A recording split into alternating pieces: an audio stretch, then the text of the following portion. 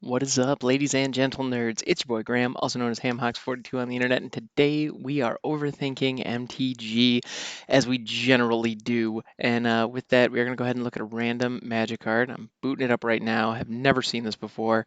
Um, all right, we're looking at Molten Slag Heap. It is a land from Time Spiral. It looks like it's also been reprinted in a number of Commander products, and it is a land that comes into play untapped. Take a note of that. That's pretty darn cool. You can tap it to add one generic mana to your mana pool. All right. Or there are two other abilities on it. You can pay one generic, tap, put a storage counter on Molten Slag Heap, or you can pay one, tap it, remove X storage counters from Molten Slag Heap, add X mana in any combination of black and or red to your mana pool. That's interesting. I like this. I like this a lot, actually. There have been a couple of cards over the years that have tinkered with storage counters, and generally speaking, the idea of banking mana for later is something that I can kind of appreciate.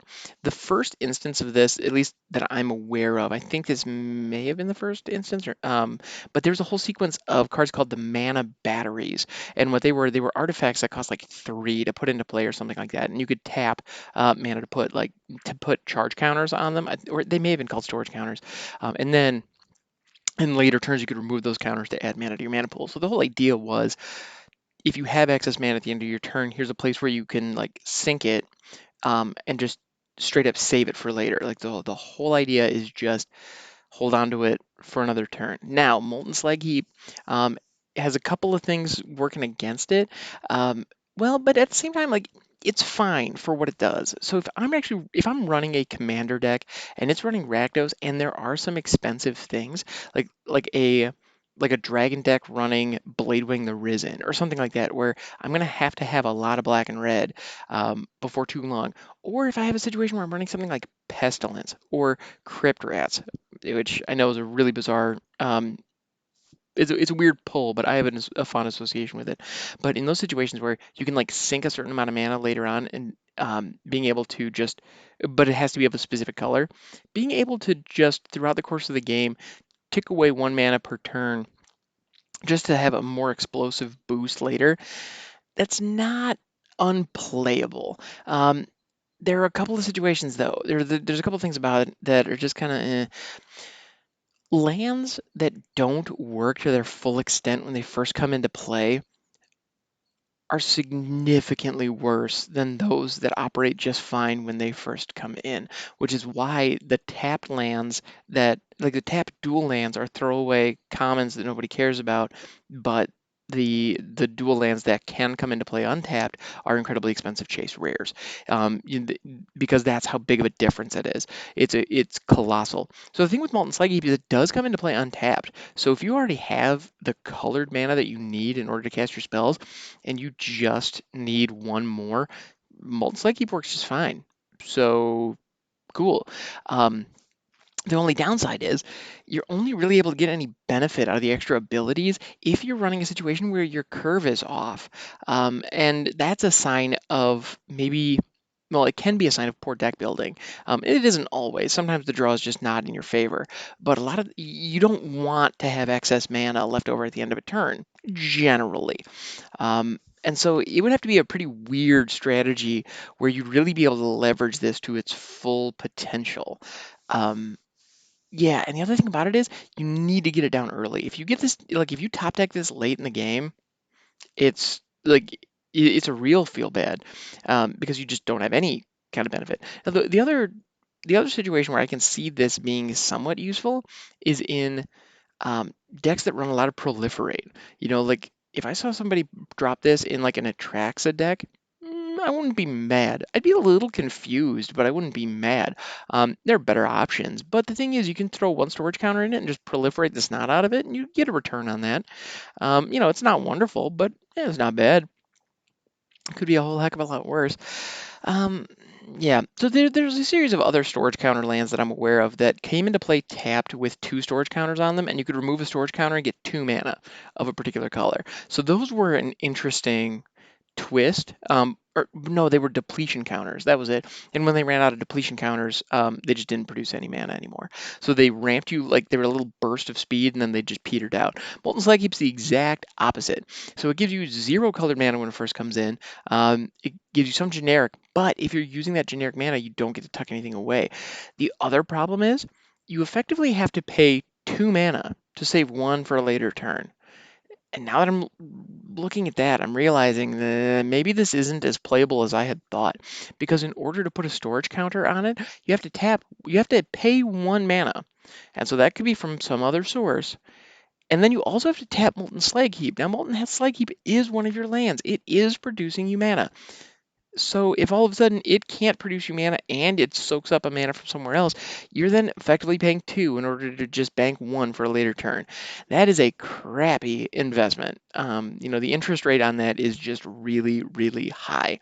If I were to tell, I think anybody would understand if I were to give you an interest rate with a 50%, or if I was to give you a loan with a 50% interest rate, you wouldn't be too jazzed about it. I know there's some out there that exist, but yeah, you need to avoid those. I think we all understand that. I'm certainly no financial whiz, but I mean, yeah, that you don't get a particularly good return on that.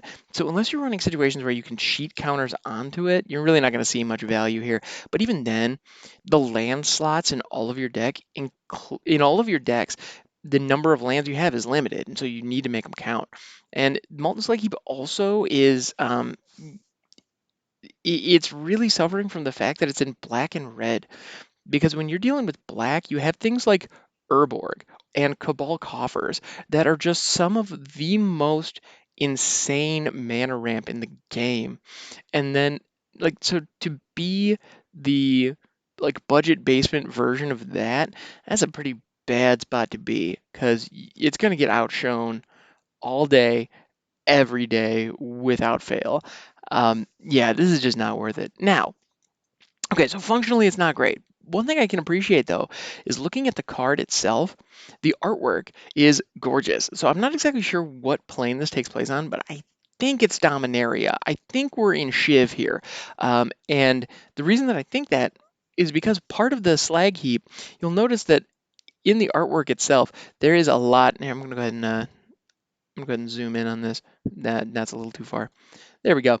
So in the artwork itself, you see a lot of different, what appear to be artifacts surrounding like some kind of volcanic structure, some kind of well, it's clearly a volcanic situation. You've got flows of lava, and you have smoke billowing in the background.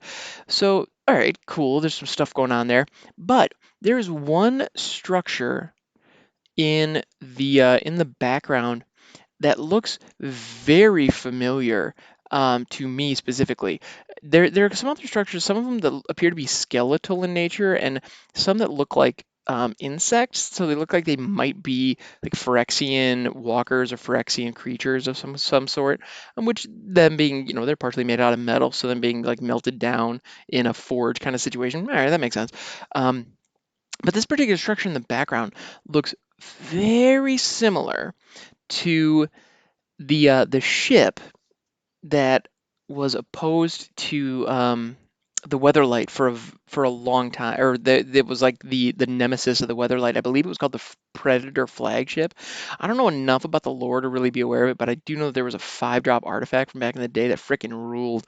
That was that. I had a copy and it was great. I traded quite a bit for it. I was happy for that. Yeah. And it's funny, it actually hasn't aged that well. I have gone back and looked at it recently and went, really? I got excited for that. But anyway, I won a couple games with it, so couldn't be all bad. But of course, the Predator flagship was on the side of the bad guys. It was the nasty evil thing. So the idea that in time it was defeated and ended up in a slag heap in a Shivan volcano. I think, okay, like that's pretty cool, and that is a lovely little nod. Um, and whether it's the actual Predator flagship or not, I'm not exactly sure. And to be honest, it may have a name that I'm not aware of, but I'm pretty sure the card was called Predator flagship. Anyway, um, this is me trying to get my lore on, but I haven't really. Yeah, I don't know that much, I'll be honest. But I do know that that structure looks very similar to a Phyrexian airship, and I'm guessing that's what it is. I'm guessing it's a busted down Phyrexian um, airship that is being melted down, and that's pretty cool. I like that. So yeah, so this has been Molten Slag Heap. I mean, the flavor is solid, even if the card isn't. So that's something, I suppose. It's not all bad. All right, guys. Thanks so much for hanging out. This has been an absolute delight, as always. Yeah, you guys are some of my favorite people. You can catch me on Twitch, twitch.tv/hamhawks42. You can also check me on Twitter at Hawks42. These videos are this particular show is available on YouTube as well as wherever you get your podcasts. So thank you very much. I will catch you guys next time.